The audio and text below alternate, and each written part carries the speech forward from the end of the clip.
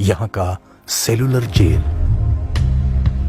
Jail के निर्माण से पहले कैदियों को चैथम, रॉस और वाइपर द्वीपों पर रखा जाता था। 1858 में अंडमान के कैदियों की संख्या कुछ सैकड़ों में गिनी जा सकती थी, परंतु 19वीं सदी के अंत में यही संख्या 12,000 तक पहुंच गई थी। 1890 में 2 सदस्यों की समिति ने कैदियों को एकांत कारावास की सजा देने के लिए केरल की कन्नौर जेल की तरह पोर्ट ब्लेयर में एक नए जेल के निर्माण की योजना का सुझाव दिया। एबरडीन बाजार के नजदीक स्थित एटलांटा पॉइंट को इस निर्माण के लिए चुना गया। 1893 में इस जेल की इमारत का निर्माण शुरू हुआ और सैकड़ों कैदियों ने लगभग 10 साल तक दिन रात मेहनत कर ईंट और सीमेंट से बनी इस विशाल इमारत को पूरा किया। डंडस पॉइंट और नेवी बे भट्टी में टूटे हुए मूंगों के टुकड़ों से बनवाई गई लगभग 3 करोड़ ईंटों का उपयोग इस जेल भवन के निर्माण में किया गया। इन ईंटों को जोड़ने के लिए सीमेंट की जगह गुड़ और सुर्की नामक चूने का इस्तेमाल किया गया। इसकी स्थापत्य रचना और भीमाकाय आकार इस भवन का एक अत्यंत आश्चर्यजनक पहलू रहा है। मध्यवर्ती मीनार से स्पर्शिकाओं जैसी फैलती हुई 7 भुजाओं वाला यह भवन ऑक्टोपस की तरह पहाड़ी की सभी दिशाओं में विस्तृत होता गया। हर भुजाएं 3 मंजिला थीं, जिसमें लंबे गलियारों के साथ एक कतार में कोठरियां बनाई गई थीं। इस जेल में एकांत कारावास के लिए 693 सेल्स मतलब कोठरियां थीं और इसीलिए इस जेल को सेलुलर जेल कहा गया। हर कोठरी का आकार 13.5 फुट गुणा 7.5 फुट था और उसमें 1.5 फुट चौड़ी खटिया रखी थी। इससे हमें आसानी से पता चल जाता है बंदियों के लिए कम से कम सुविधाएं उपलब्ध करने की भरपूर कोशिश की गई थी। कोठरी में खाना खाने के लिए एक लोहे के बर्तन के अलावा और कुछ भी सामान नहीं था, जिससे इस बर्तन में अक्सर जंग लग जाती थी, जिससे विषाक्त भोजन का खतरा बना रहता। पूरे दिन के लिए 1 लोटा भर पानी दिया जाता था। इस काल कोठरी की पिछली तरफ हवा के लिए 3 फुट गुणा 1 फुट की एक ही छोटी सी खिड़की बनाई गई थी।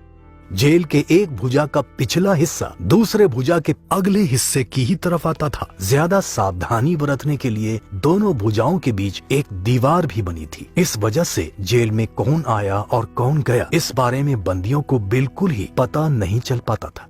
हर मंजिल का पहला कमरा आकार में बड़ा बनाया गया था। यह कमरा गार्ड रूम का कार्य करता था, जबकि एक और संतरी मध्यवर्ती वॉच टावर पर तैनात रहता था। गिरफ्तार किए गए जिन भारतीय क्रांतिकारियों को सेलुलर जेल भेजा जाता था, वे क्रांतिकारी अंग्रेजों के क्रूर अत्याचारों को सहने के लिए अपने आप को तैयार कर लेते थे। कुख्यात जेलर डेविड बेरी के अनुसार सेलुलर जेल की 6 महीनों का अनिवार्य एकांत कारावास खूंखार शेरों को भी मामूली सी पालतू बिल्लियों जैसा व्यवहार करने के लिए बाध्य कर देता था।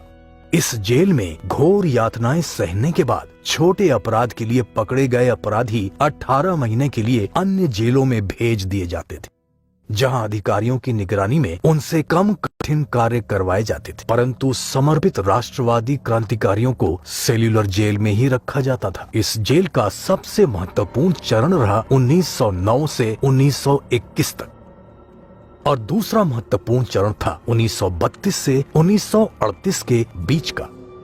अलीपुर षड्यंत्र मामला, नासिक षड्यंत्र मामला, प्रथम लाहौर षड्यंत्र, चिटगांव आर्मरी रेड मामला, आंतर प्रांतीय साजिश मामला, बनारस षड्यंत्र मामला, गोदावरी का रंपा विद्रोह और मालाबार का मोपला विद्रोह आदि जैसे अंग्रेजी सरकार विरोधी विभिन्न मामलों में अहम भूमिका निभाने वाले भारत भर के क्रांतिकारियों को यहाँ निर्वासित कर दिया गया था।